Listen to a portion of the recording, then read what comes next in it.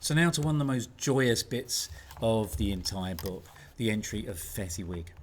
The key thing is that Fezziwig was an employee, or it looks like Scrooge's first employee, where he was apprenticed, as he says. So therefore we are invited immediately to compare the two bosses, really. Him here and Scrooge in the previous chapter. So that's certainly a key point for us to remember, that the whole thing we should be seeing with Fezziwig is that it contrasts with Scrooge as a boss. Because Fezziwig is incredibly generous. Okay, he's introduced again, like so many birds, with the idea of excitement and very quickly laughter.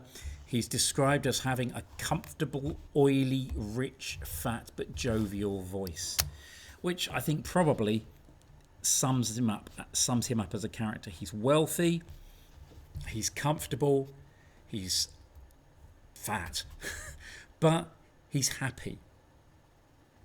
I'm not sure oily would take in the way we would now. So Dick Wilkins and Scrooge, both apprentices there. Fezziwig calls on them to get everything ready, and they do with great excitement, showing how much they appreciate their boss. Fezziwig leaps about with wonderful agility, as it says here, which I suppose is another example where the physical is linked with the mental. Okay, inside, his agility outside, despite his size and age, suggests that inside he is the same. Okay, the two linked together. Compare that to Scrooge. As they get the room ready, we get the symbolism. Fuel is heaped on the fire. The symbolism that we've looked at of the fire bringing warmth to people, and they heap fuel on to make it as warm as possible. And it's described that the warehouse, remember how big and empty a warehouse can be, is snug, warm and dry and bright. So a transformative experience here. We move on to the actual party itself. How's it described? Well, the entrance, first of all, and we get another use of this technique, anaphora, the repetition of sentence structure, of sentence patterns and words at the beginning. This carries on far more than I've underlined it there, all the way down through here. But what does that anaphora do? Well, it brings us pace. Huge pace in this opening.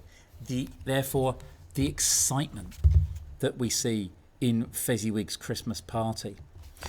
And we get the other people involved. First of all, we get, very importantly, his family, who are described as being smile, beaming, lovable. Then we get the list of other people. And what we're really seeing is a sense here of community. Everybody is invited in the community we see. It's described as going down through the kind of general workers, down through to the boy from over the way, that kind of an idea. So it's going right the way down to the what you might call the lowest inside there, being invited. We get more use of this writing pattern to get it across. Some shyly, some boldly, some gracefully, some awkwardly, some pushing, some pulling. And what have we got? We've got all life, you see. We've got people who are being gentle, people who are being a bit pushy with what's going on, but they're all as welcome as each other here. We get into the dancing, described very much as one of fun, people breaking up and getting things wrong, as they often do in these. And then we get our introduction here of lots of food and partying, that kind of food's going to become a big thing, is it? But it's repetition all the way through here to build a sense of breadth, as in how much stuff there is, how broad the selection of things there are.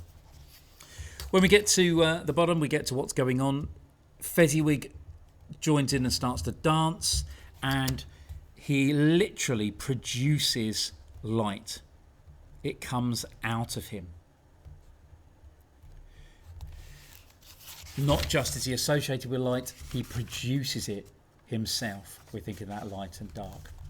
And on the way out, the Fezziwigs shake hands with every person individually.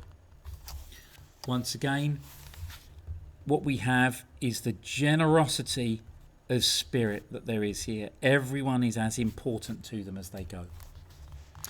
Which brings us to the conclusive element about it, which is given by Scrooge here. Scrooge, who's bothered about, who sees the value in all this, makes the comment that he has the power, Fezziwig does, to render us happy or unhappy, to make our service light or burdensome, a pleasure or a toil.